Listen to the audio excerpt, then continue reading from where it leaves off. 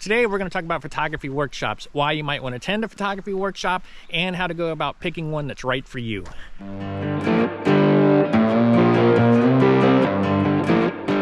So I'm out here today and I'm scouting out for a workshop I'm running next week. So as I was out here doing that, I thought, let me talk a little bit about photography workshops, why you might want to attend one, and some of the things that you might want to look for if you're considering a photography workshop for your landscape photography.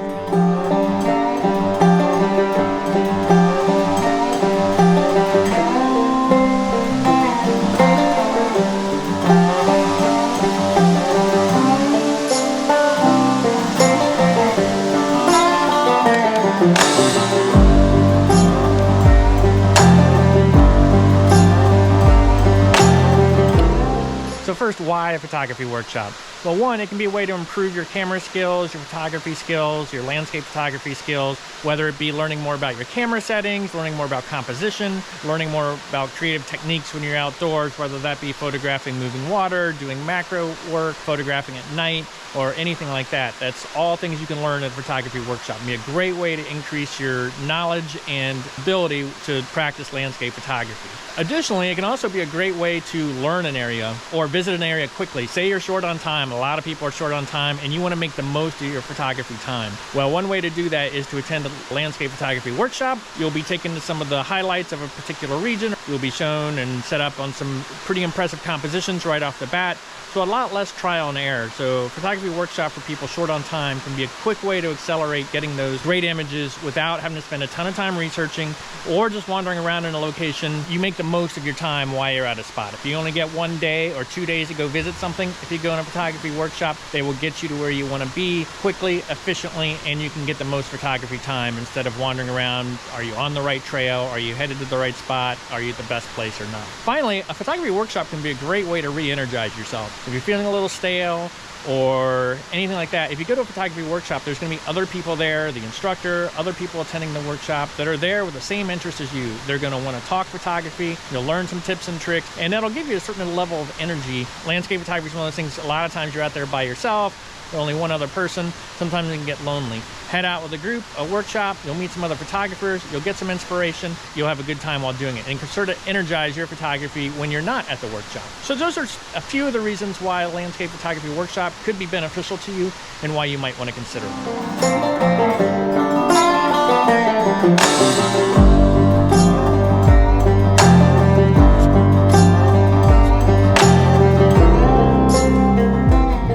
So now you're convinced of the value of a photography workshop. Now, how do you choose which workshop to go to? So first you want to choose, do you want something a little more local or do you want something that's a destination? Some workshops will be within your area, within the region. Others you're going to have to travel to and it'll be more of a destination vacation type trip. Then from there, you got to choose the length of the workshop.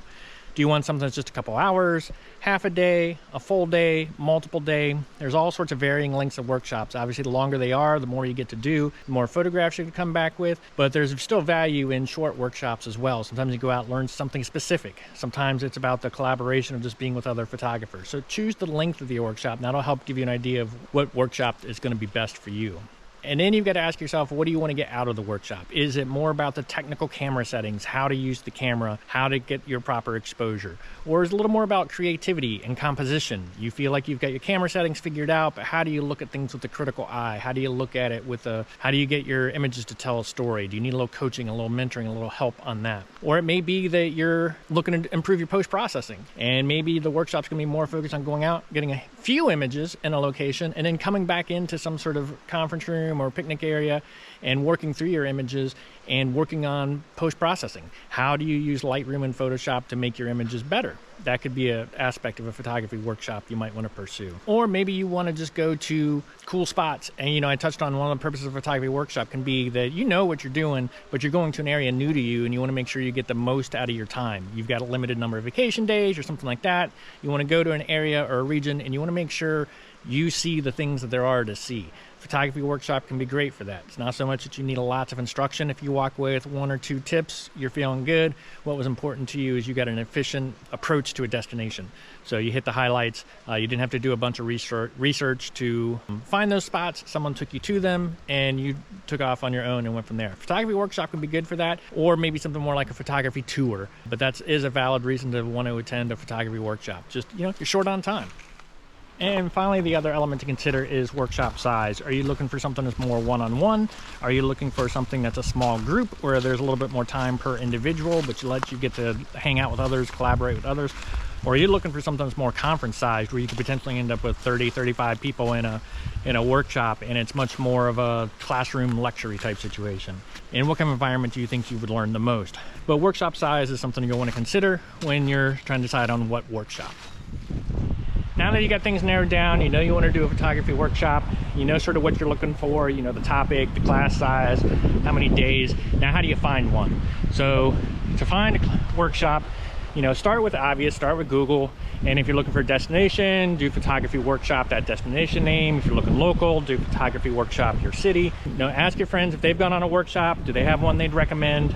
Follow some local photographers on Instagram if you're looking to stay local. Some of them offer workshops, but really Google will get you started.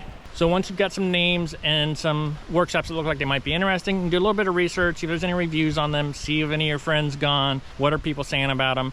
Take a look at their photography work. Is it something you like? Is it a genre or is it a style that you like? Those can be important. That can help narrow down your choices until you get it down to a couple. Then we'll move on to the next thing I highly recommend doing before you sign up for a photography workshop.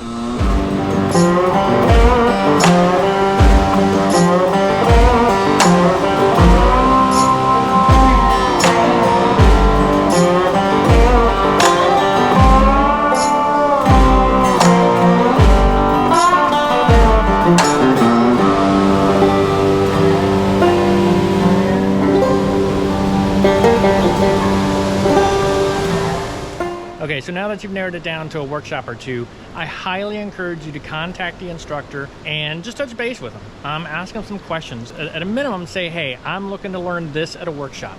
Is this the right workshop for me? That'll get the dialogue started. You'll get an answer to the question. You don't want to spend money, spend time on a workshop that's really not geared towards you. We've gone over what to look for in a workshop. You think you've narrowed it down. This is a great way to touch base with the instructor, see how responsive they are, and see what kind of answer you get. If you get an answer that's to your satisfaction, nice and verbose, and there's open dialogue, that's probably a good workshop. You're probably going to hit it off with that instructor, and it's a good one to pursue. I really don't think enough people do this. On workshops I've led, I get a question or two, and that's it. I think it would behoove people to ask specific questions. Hey, I want to learn how to do this.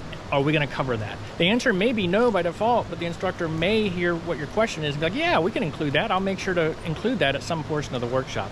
So that's one of my big recommendations, is once you've narrowed it down to really make that final choice, just reach out to the instructor and see how responsive they are.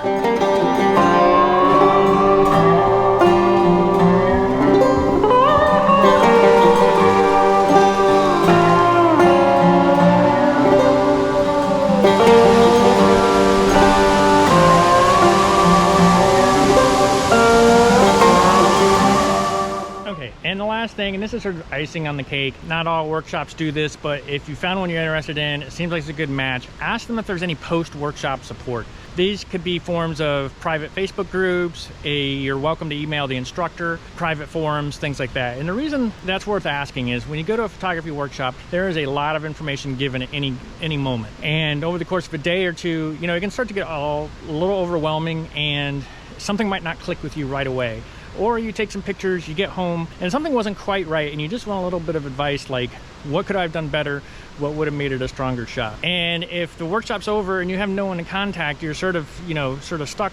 I don't know for sure what I did, and you're sort of back to guessing. So I like to encourage people, look for workshops that have some form of post-workshop support. With workshops I run, I tend to have a Facebook group, private Facebook group. So when people get home and look at their images, if they have a question like, why is this too blurry, or why is this overexposed or not?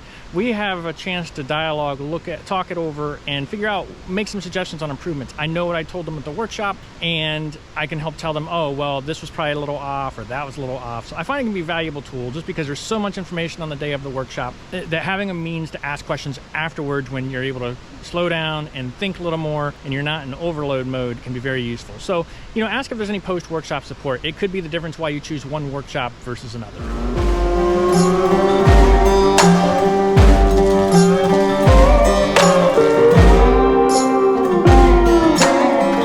Okay, so I got all my scouting done. I visited the 4 waterfalls we're going to hit during the workshop. Hit them at about the same time as we will be during the actual workshop. Just give me a gauge on light and things like that. So I made note of hike times, slowing them down a little bit for when I'm not by myself. and drive times and just parking, all of that type of stuff. Tested out the lunch pickup, which was delicious. Worked out super well. Excited about that, being able to provide that option at the workshop. Yeah, everything came together. I got done everything I wanted to do as far as scouting out my workshop. And I hope some of the information I gave you on how to choose a workshop, a photography workshop, or why you might want to go to a landscape photography workshop, how to choose one, was helpful. I think those are some things to look out for. I think workshops can be useful and helpful to help improve your photography or make the most use of your limited time. So I hope some of those tips you found useful. If you did, please hit that like button. And if you want to see future landscape photography content from me in the future, including mini gear reviews, behind the scenes, commentary like this, please hit that subscribe button so you don't miss any landscape photography content from me in the future. And thank you for watching.